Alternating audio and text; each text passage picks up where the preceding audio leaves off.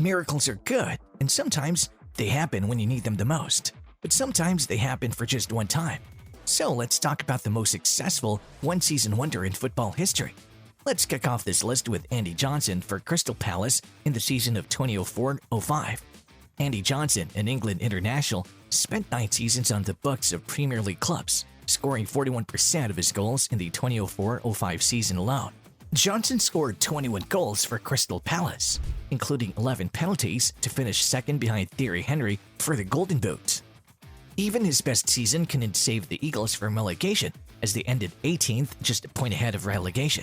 Johnson went on to score 11 goals for Everton in the 2006-07 season, but his goal-scoring touch seemed to have vanished after that. That's the beauty of one-season wonders that'll go down in history. Next up, we have Roque Santa Cruz from Blackburn in 2007-08. Roque Santa Cruz has only scored 10 goals in a league campaign once in his 19 years of top-flight football in England, Germany, Spain, and Mexico. He joined Blackburn Rovers for €5 million after 8 years with Bayern Munich and proceeded to do his best version of prime Ronaldo. Santa Cruz scored 19 goals in 37 games, finishing 4th in the Golden Boot competition behind Cristiano Ronaldo, Fernando Torres, and Emmanuel Adebayor. The Paraguayan lasted 3 more seasons in the Premier League, failing to score even half as many goals as he did in his first season. This is the epitome of a one-season wonder. Now we have Michu from Swansea in the year 2012-13. Swansea's Spaniard is practically synonymous with the term one-season wonder at this point.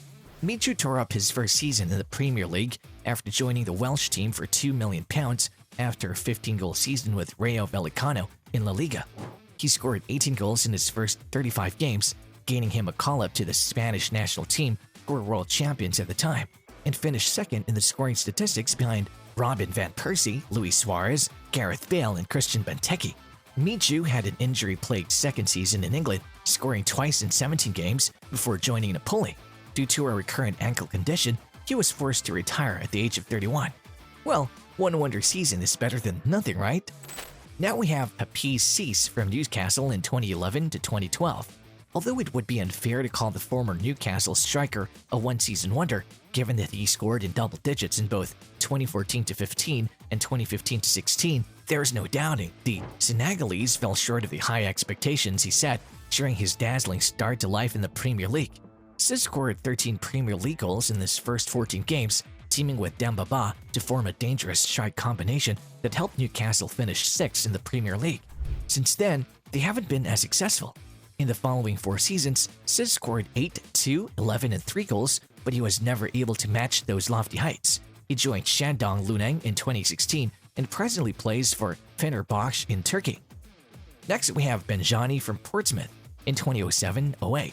Benjani surged in 2007-08, scoring 12 league goals in just 23 appearances for Portsmouth after 3 poor seasons in front of goal.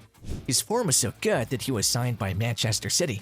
However, he could never repeat his goal-scoring exploits, netting just 7 more Premier League goals in the 5 seasons after his breakthrough season. Now let's talk about Asamoah Gyan from Sunderland in 2010-2011.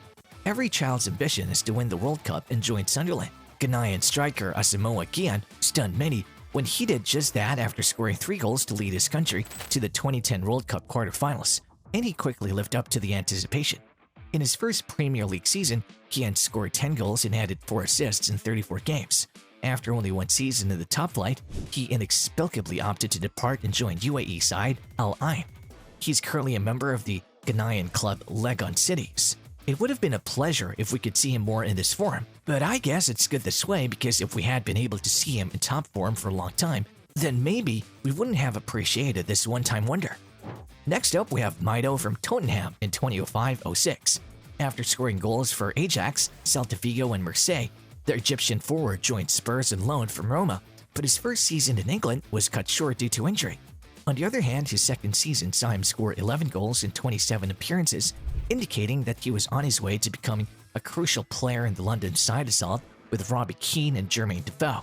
Spurs extended his contract, but the striker never regained his previous form. Before being moved to Middlesbrough, he only scored once in the next season. Maido spent a total of 4 more seasons in the Premier League, scoring just 9 more goals. Moving on, we have Rubino from Manchester City in 2008-09. As Manchester City launched their purchasing spree in 2008, Robinho joined the Real Madrid for a British record fee of £32.5 million. At first glance, he appeared to be well worth the money. In his first Premier League season, the Brazilian scored 14 goals in 31 games, making him City's leading scorer in all competitions. The following season, though, he failed to score at all and only appeared 11 times before returning to his hometown alone with Santos. He was eventually sold to AC Milan on a permanent basis. Next is Benny McCarthy from Blackburn in 2006-07. The Blackburn Rovers striker scored 1 goal more than Cristiano Ronaldo in his first season in the Premier League.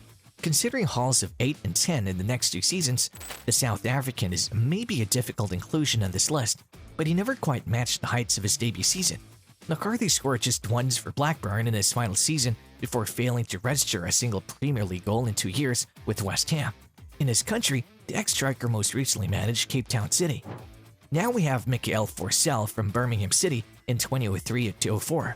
The Finnish forward joined Chelsea in 1998, but it was during his loan spell at Birmingham City in 2003-04 that he made his mark.